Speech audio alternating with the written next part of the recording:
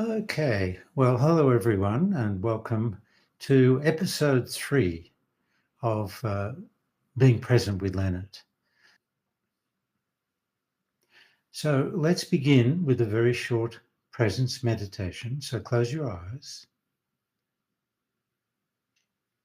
and instantly be present with your body breathing. That's all you need to know. Your body breathes in, your body breathes out. And you are the one who is present, aware of the body breathing in this moment and in this moment.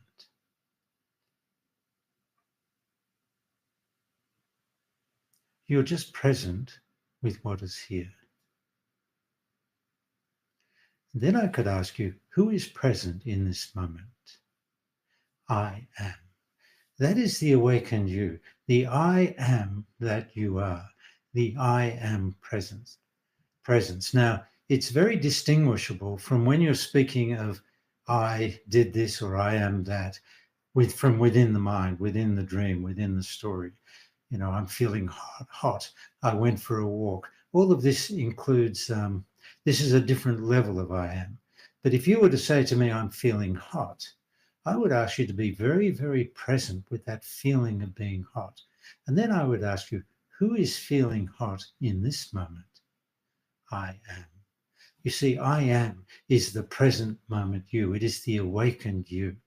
And as you deepen into presence, you begin to open up into the mystery.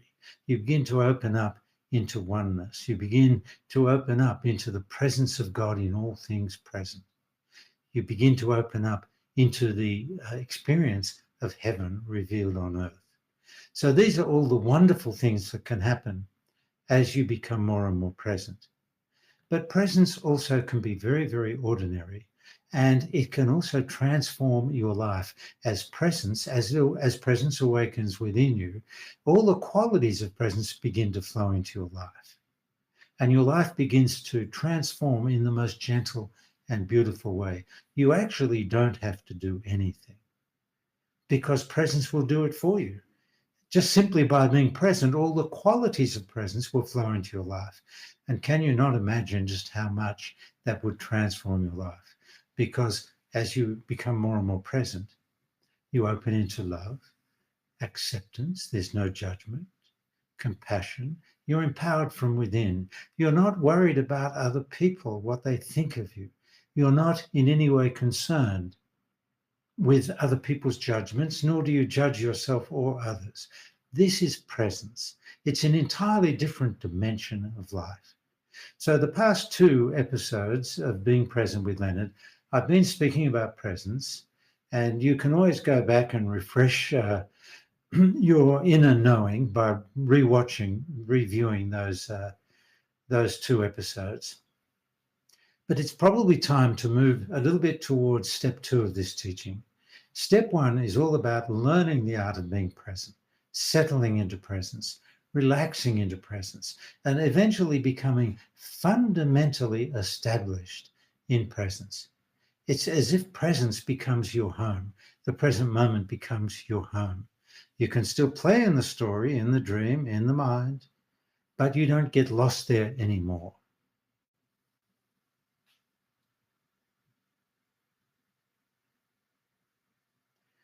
So just staying very present with your body breathing. Your body breathes in, your body breathes out. You are the one who is present in this moment. Now you can open your eyes now and just be present with me. I'm present with you, you're present with me. I am here, you are here. I am present, you are present. And as we come together in presence, we open into oneness. A kind of deep level of communion starts to open up.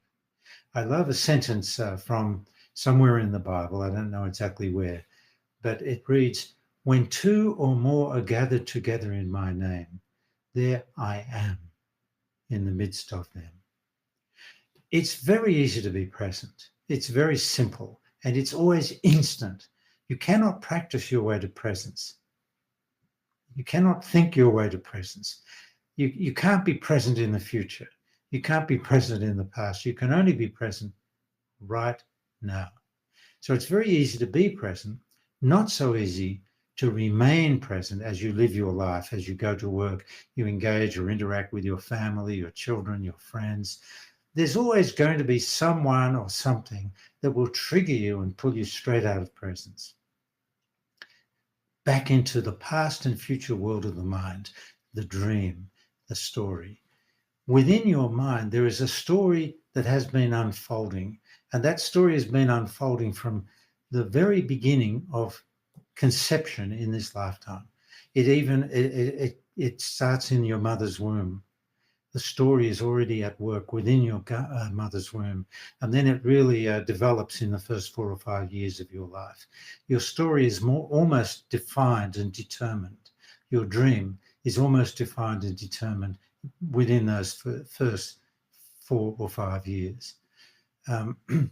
So let me talk about the nature of the mind before I go any further with this. You have to recognize that the mind is like a computer. It really is a kind of computer. And like any computer, it can only function according to how it's been programmed.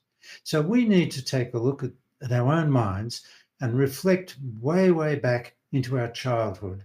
How did our minds get programmed? What were they programmed with? This is very much a part of step 2 of this teaching. We have to begin to understand how our minds are being programmed, because the programming of your mind will affect every aspect of your life. It will affect all your relationships. It can create chaos in your life depending on how your mind has been programmed. It can also create peace and harmony depending on how your mind has been programmed. Now, what is your mind programmed with? I'm just going to very briefly mention some of the limiting beliefs that are programmed into your mind. And if you like, you can raise your hand. I can't see you, but you can acknowledge each of these limiting beliefs that you feel might belong to you, might be programmed into your mind, and in a sense affecting the dream that you're living in year after year. So what are some of those programs that are programmed into the mind? Let's begin with, I'm all alone. When we came into this world, when we were born, when we were conceived, we were very, very, very present. And all we needed was mother and father to be very, very present with us. Then we would have relaxed deeply. We would have realized we've just come out of a womb that got too small for us. And now we're in a vast, much bigger womb called the present moment.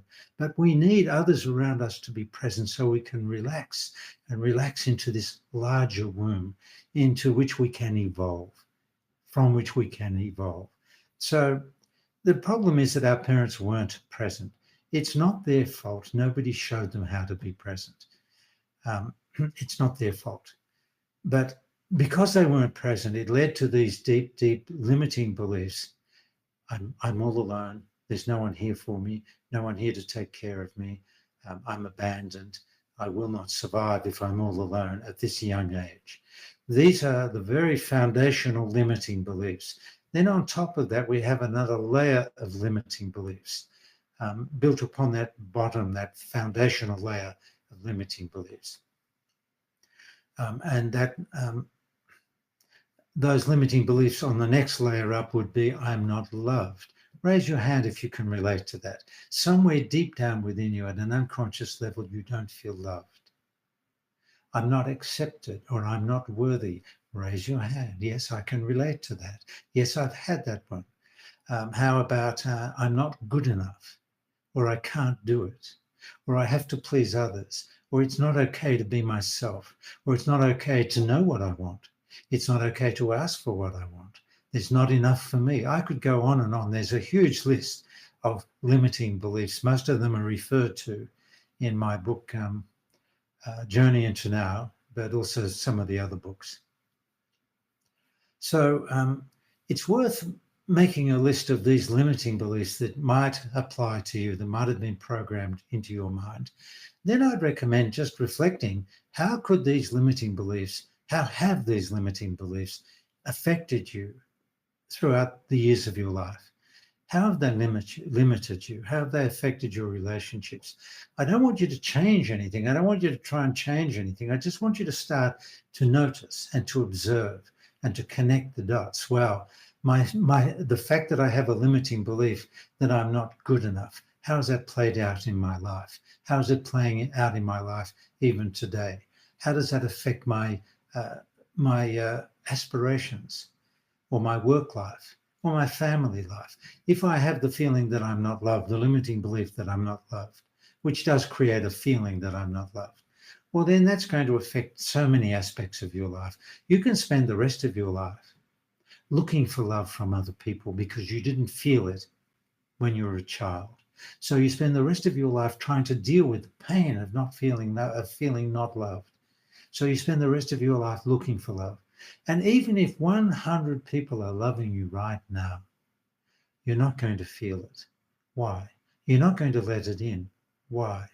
Because at a much deeper and more unconscious level is that limiting belief programmed into the mind that you're not loved. So that deeper programmed limiting belief is going to prevail over what's happening now. So what do you do about that? You start to bring to consciousness. You start to own and acknowledge and confess these limiting beliefs as they arise within you, or as they very subtly filter into your day-to-day life. These limiting beliefs literally filter through, and they're affecting every aspect of your life. Now, what if you learn to judge yourself? Well, that's going to affect every aspect of your life. Do you judge yourself? Raise your hand if you do. Do you judge others? Raise your hand if you do. We have to start being aware of these things as they arise in the moment. Now, I'll be going into great depth during these next few sessions about how to deal with these limiting beliefs as they affect your life. There are so many aspects to step 2. I'm going to go through and give you a very brief summary of step 2, and then I'll come back in future episodes and elaborate on each of these steps. This will be very brief. Step 2, there are 4 aspects of step 2. Step 2 involves bringing conscious awareness to all the ways you're pulled out of the present moment. It involves bringing conscious awareness to all the obstacles to your awakening. How does that happen?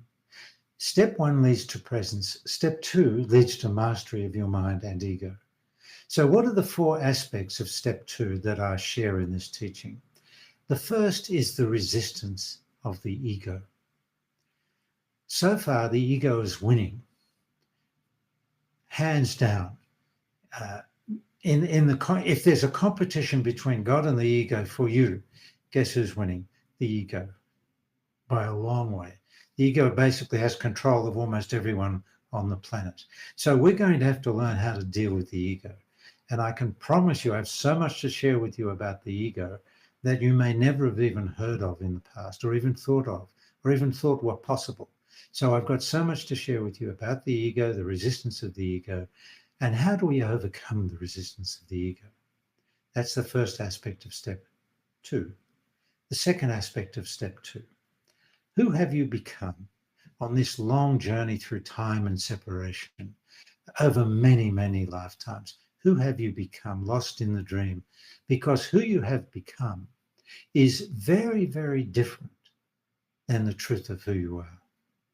And you won't really recognize and discover this until you become more present, more fundamentally present. Then you'll become more and more aware of who you are in truth. And what are you really doing here? What's the purpose of your life? Why are you here? And I can tell you who you are and the purpose of your life is absolutely magnificent. So we have to start to recognize, who have I become, and contrast that with the truth of who I am. For example, if I am present, I can promise you there is no possibility of judgment arising anywhere within me. If it did arise, I would know instantly it's coming from the dream, from the story, from the past and future. Somehow it's filtering through. So we go through a process of contrasting and comparing. Who have you become? with the truth of who you are. And when I speak of who have you become, that includes all your judgments you have of yourself and others. It includes all your repressed feelings. It includes all your limiting beliefs. It's like building an identical picture of yourself. Who have you become in the dream? And the more you can reveal who you've become with love, acceptance, and compassion, the more you will be amazed how quickly you are liberated from the dream. And I share a very, very clear guidance in this regard. So who have you become is the second aspect. The third aspect of step 2 is to the extent that you have feelings repressed within you from your past, how can you be fundamentally present? How can you make that transition to the present moment? Because there'll always be someone who will do or say something who will trigger these repressed feelings. Suddenly you feel angry, suddenly you feel hurt, or you feel needy, or you feel fearful, whatever it is, you feel resentful, you feel angry. All these feelings will come up, but they're coming up from the past. They've been stored within your body from your past. So in this teaching, I demonstrate very, very clearly how to liberate these repressed emotions. It's not healthy to have emotions repressed within you, within your body. It's very unhealthy. It's like living with poisons in your body. Anger is a poison within your body. If you're carrying anger from the past, resentment and blame, they're poisons in the body. Hurt is not really a poison, but we don't know how to be with hurt. We jump immediately to anger to escape the hurt. So we need to learn how to come into right relationship with our hurt feelings whenever we are hurt. Don't go to anger, stay with hurt, be vulnerable and share your feelings. But we'll go into this in a future episode. I'll be sharing with you in great detail how to deal with these feelings. I can tell you the key to it all, the key to everything, is to come into right relationship with your feelings, with your thoughts, with the ego, with the inner child, with all the ways you lose yourself in others. We have to discover what is right relationship. And here's the catch. It's not possible to come into right relationship with any of it until you become somewhat established in presence. And we'll talk about that in much greater detail. So that leaves only the fourth aspect of step 2 for me to cover. Now, this is what happens to all of us. If you have a limiting belief that you're not loved, you're going to spend the rest of your life looking for love from other people. If you feel you're not good enough, if that's one of your limiting beliefs, you'll spend the rest of your life trying to prove you're good enough, trying to impress other people. Look how handsome I am. Look how wealthy I am. Look at my nice clothes. Look at my nice car. Look how successful I am. All of this is really being driven by this limiting belief that you're not good enough. And the irony is, it doesn't matter how many people think you're famous and you're fantastic, you won't feel it, because at a deeper unconscious level, there's that limiting belief you're not good enough. That will prevail until you bring it to consciousness in a certain way. There's a way of bringing these things to consciousness that will heal and release them. So I'll be sharing more of that. But because of these limiting beliefs and because we're constantly looking for acceptance, approval, am I good enough? Do you love me? What happens is, and this is now the fourth aspect of step 2, what happens is we quite literally lose ourselves in the other. I energetically move away from myself energetically and get mixed up in you if I'm wanting your agreement, if I'm wanting your approval, if I want you to love me, if I want you to like me, if I'm afraid of your rejection, if I'm afraid of your judgments. I'm quite literally energetically moving away from myself energetically and getting mixed up in you. Now, how can I know the truth of who I am if I'm mixed up in you? How can you know the truth of who you are if I'm mixed up in you? Or you're mixed up in all these other people, or all these other people are mixed up in you? Our parents are still mixed up in us. Within the dream, we don't really let go of anything. So what we do is we find ourselves entangled in other people. We lose ourselves energetically in other people. So awakening is about recognizing all the ways we do that and then coming back to ourselves. I am me. You are you. Everybody out. Take your opinions out, take your judgments out, take your beliefs out, take your expectations out. I'm not interested in any of them. They belong to you. Don't put them into me. You live with them. Don't put them into me. I won't allow. But here's the catch. I cannot ask you not to put them into me unless I first take them out of you. I withdraw all my expectations. I withdraw all my opinions, my judgments. What right do I have to have an opinion about you? What an intrusion into who you are. What right do I have to judge you? In fact, if I judge you, let me make it very clear. If I judge you, that has absolutely nothing to do with you. It's a statement about me. It means in this moment of judging you, I am caught in the energy of judgment. You should have compassion for me. I'm caught in the energy of judgment. But the way I escape that feeling of being caught in the energy of judgment is I pass it on to you. If you take it, I'm relieved of that. If I judge you, what it means is I've been judged many times in my past and I'm caught in the energy of judgment, and it's kind of helpful to pass it on. And many people will accept me passing it on for the very simple reason is that they're looking for my acceptance or my approval. So the problem is not me judging you. You have to go back a step or two. The real issue arises not through my judging you and hurting your feelings in that way, but the real issue arises in your needing my acceptance. That's where we all get lost. You don't need my acceptance. You are the energy of acceptance. You don't need my love. You are the energy of love. It's really that simple. You don't need me to awaken you. You are already awakened. You always have been. So what I offer you is guidance into the truth of who you are and the truth of who you've always been. It's like relaxing out of this dream into the truth of life. It's that simple. Now, I know this is stretching on a little more than it's supposed to, but I'm going to answer a couple of questions that were sent to our website. Okay, this first one is from Akasha from South Carolina. Offering great appreciation for your wonderful service and these tremendously helpful or oh so simple episodes. Well, I'm glad you view it like that, Akasha. Here's my question. You teach, never try to fix the dream. Are you implying that in presence we can see through the dream to understand what needs action? In the dream, we perceive an earth that is undergoing changes destructive to organic life as we understand it. Awake in presence, do we become open to possible remedies, even possibly superior to those already proposed?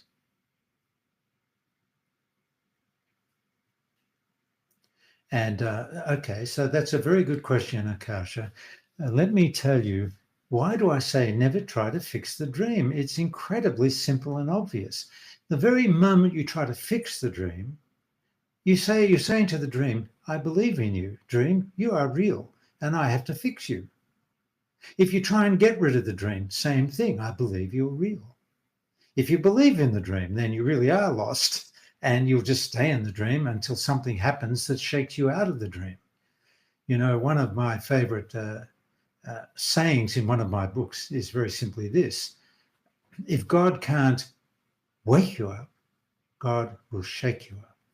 So be ready, be prepared for a little shake up, unless you're in full cooperation with the awakening process. So that's the first thing. You don't need to fix the dream. You just need to wake up out of the dream.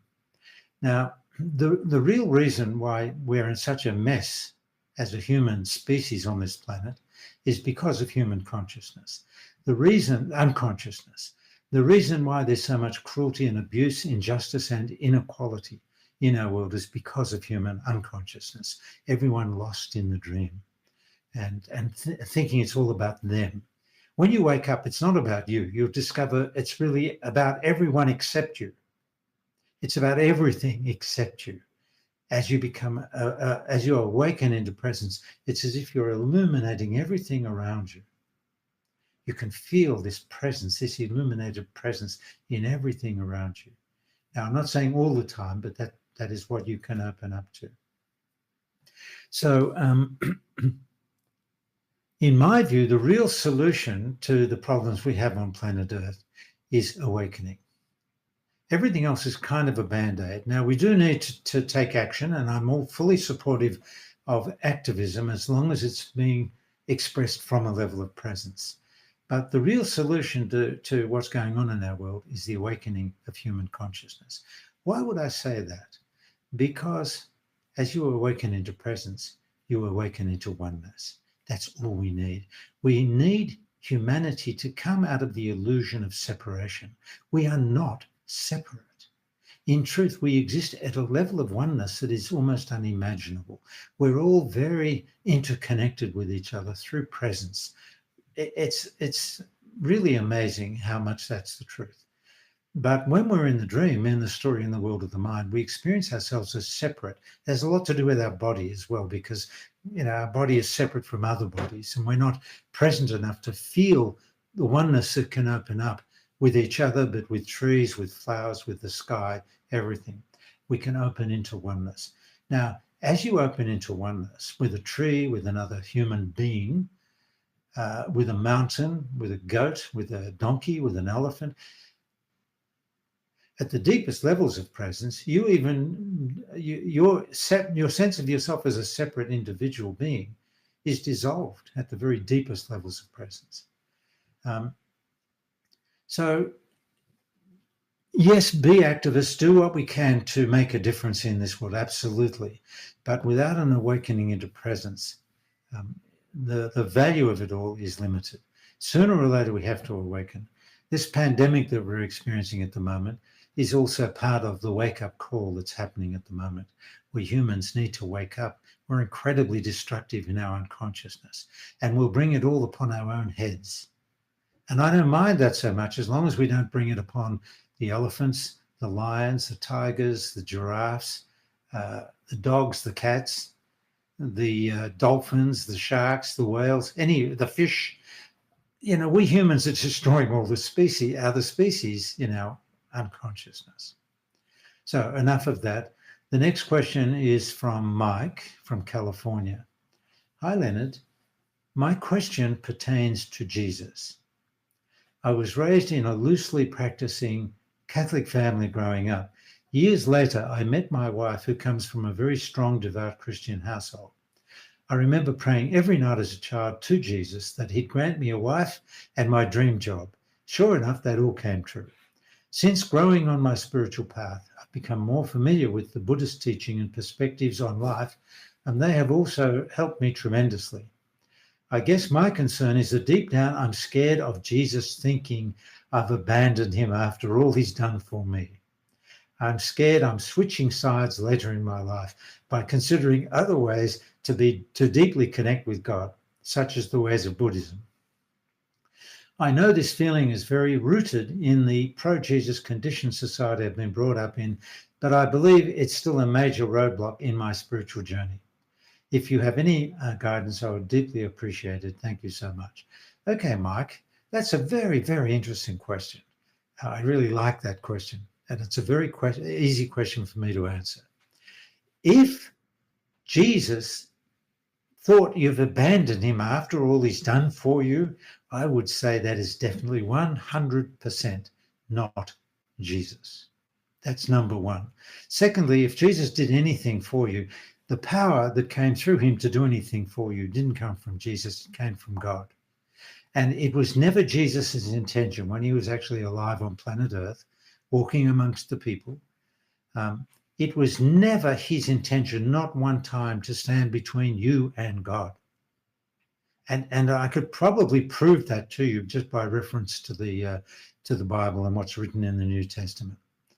At one stage he says, "Why do you call me good? I do nothing. It's all from God. Call God good, not me." I mean, read it. It's there. So Jesus, the truth of Jesus would never say that. In fact, what Jesus would say to you, if you want to know what he'd really say to you, he'd say a small number of things to you. He'd say, if you love me, it's because you are loved. If you experience God in my presence, it's because God is within you. There's no other possibility. You cannot experience God other than through God within you. and it will open up within you. And when God opens up within you, when the experience of God opens up within you, and you feel that, you'll suddenly see God in everything around you. You'll feel God. You'll know God is in everything around you. In fact, there's only one place in all human existence where God does not exist, the world of the human thinking mind. Because the world of the human thinking mind is an illusory world, and God is not an illusion. God is real. God is here now. God is this moment revealed. If you want to experience the living presence of God in all things present, then you will have to come to where God is, which is the present moment. That's the problem. We've all disconnected from the present moment. We're all lost in the dream, lost in the past and future world of the mind. We're lost in the story. We've disconnected from the truth of life revealed through the present moment and the truth of love, oneness, God, and heaven on earth. We've disconnected. And what did we do? In our illusory world of separation within the dream over many, many lifetimes, what did we do? We created God in our image to comfort us, which is about as wrong a wrong approach as we could possibly do. We are created in the image of God, not the other way around. But what does that mean? That means your true nature is eternal. Your true nature is pure consciousness itself. Your true nature is eternal isness and oneness. Your true nature is fully awakened, silent, infinite presence. That's your true nature. Just as it was in the heavenly realm before you emerged. The problem is we all got lost and we got sidetracked into all these lifetimes because we got lost in the dream. Okay, so if I were you, I would let go of that approach to Jesus, or even that view of Jesus. Just regard Jesus as one of the most beautiful friends you could ever have. Speak to him as a friend. That's enough. But you did say in your question that that you do pray to God, and that's who you should be praying to. But you can pray to Jesus too. You can pray to Buddha. It doesn't really matter. But Jesus and Buddha were very, very close. And whatever you, the teaching on Buddha is much closer to the true teaching. The teaching of Jesus, as it is revealed in the New Testament, has been distorted dramatically by those who came later, beginning with Paul. That's another story. Okay, folks, so I've answered the questions. I've probably gone over a little longer than I was planning to. I apologize for that. I hope you're enjoying these episodes of Being Present with Leonard. I hope you'll continue to join me and that it will lead to healing, to liberation from the dream, and a beautiful opening into presence for you, and also to integrate awakened consciousness into day-to-day life. That's all very important. Okay, so blessings to all of you, love to all of you, and please don't forget to post comments or send us comments. If you want to ask a question, you can send the question. Just go to the website and you'll figure out where to send your question. Also, I'd be very grateful if you would hit subscribe and notification, so you get notified when something's happening, and post a comment and hit like. All of that will be very helpful because of the algorithms of YouTube, of which I know nothing about, but I do know that the more subscriptions there are, the more YouTube spreads it around. So let's wake up the world, shall we? Let's wake up the world together. Okay? So bye-bye for now.